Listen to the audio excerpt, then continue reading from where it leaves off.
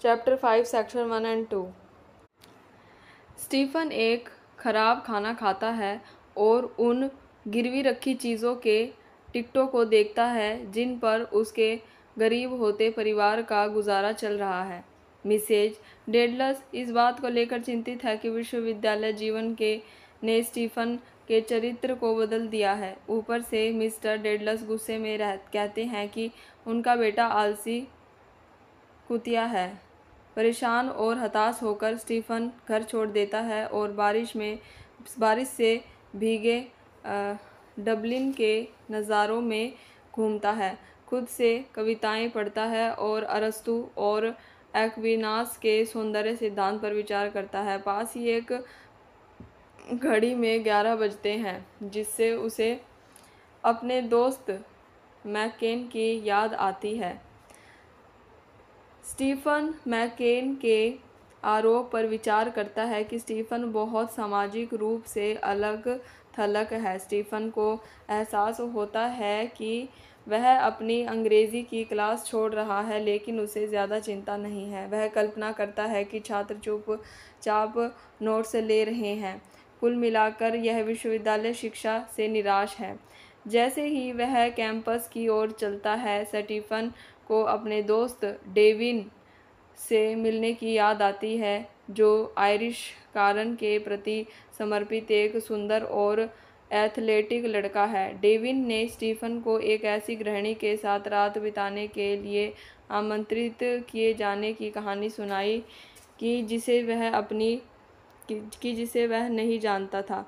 Stephen देखता है कि जब उसकी फ्रेंच क्लास के लिए बहुत देर हो चुकी है और उसने फिजिक्स लेक्चर हॉल जाने का फैसला किया, जहां वह डीन ऑफ स्टडीज़ से मिलता है। डीन आग जलाने की कोशिश कर रहा है और दोनों आग जलाने की कला पर चर्चा करते हैं। स्टीफन और डीन सौंदर्य शास्त्र के बारे में बात करते हैं, लेकिन स्टीफन बड़े आदमी के अधूरे ज्ञान से निराश है और बातचीत अटपटी है। जब स्टीफन टंडिश शब्द का प्रयोग करता है तो एक दीपक में तेल डालने के लिए एक कीप का जिक्र करता है, जो डीन को यह शब्द नहीं पता होता है, जिसे स्टीफन आयरिश मानता है। स्टीफन सोचता है कि अंग्रेज़ी हमेशा उसके लिए एक उधार ली गई भाषा होगी, सीखी हुई भाषा। स्टीफन फिर एक फिजिक्स क्लास लेता है जो हास्यपूर्ण और अप्रभावी है। बाद में स्टीफन कैनली, मैकेन और अन्य सहपाठियों के साथ लैटिन में मजाक करते हुए चैट करता है। मैकेन स्टीफन के सार्वभौमिक शांति के लिए एक याचिका पर हस्ताक्षर करने का आग्रह करता है। जब स्टीफन अनिच्छुक लगता है, जो मैकेन उस पर असामाजिक मामूली कवि होने का आरोप लगाता है। टेपल, एक सहपाठी जो स्टीफन को उसकी स्वतंत्र भावना के लिए मूर्तिमान करता है, स्टीफन का बचाव करता है।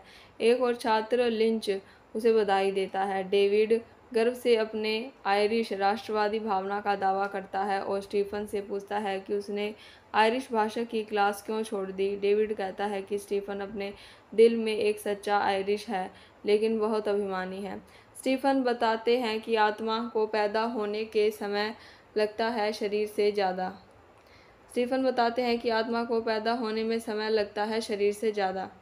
स्टीफन कला के एक काम से उत्पन्न आदर्श स्थिति या गतिहीनता के अपने सौंदर्य सिद्धांत की व्याख्या करता है। एक सिद्धांत जो उसने अरस्तु और एक्विनास से लिया है, वह उन आदर्शों, अखंडता, सुसंगतता और चमक की भी व्याख्या करता है जो वह मानता है कि हर कलात्मक वस्तु को प्राप्त करना चाहिए। स्टीफन की दिव्यता की अवधारणा सौंदर्य शास्त्र में निहित है। उसका भगवान पुरुषों की दुनिया से हट गया है, एकांत में अपने नाखूनों को काट रहा है। स्टीफन का कहना है कि वास्तव में उत्कृष्ट कला को मानवता के सामान्य झगड़े से ऊपर होना चाहिए।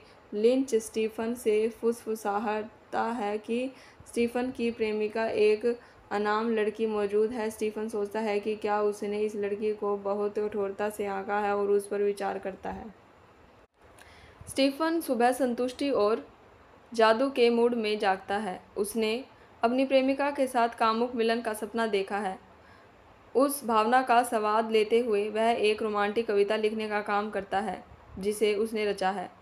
उसे पियानो वाले कमरे में लड़की के साथ होने, गाने और नाचने की याद आती है और उसे याद आता है कि उसने उसे कहा था कि उसे लगता है कि वह एक भिक्षु नहीं बल्कि एक विधर्मी है। स्टीफन को फादर मोरान की लड़की एमा में रुचि के बारे में ईर्ष्यापूर्ण संदेश से उसकी कल्पना से बाहर निकाल दिया जाता है।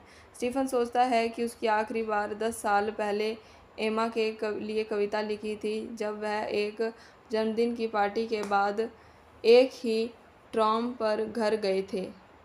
वह खुद को मूर्खता का आरोप लगाता है और सोचता है कि क्या एमा को उसके प्रति उसकी भक्ति के बारे में पता था। स्टीफन अपने शरीर में इच्छा का प्रवाह महसूस करता है और फिर से विलानेस की ओर मुड़ता है, यह कविता जो वह रच रहा है।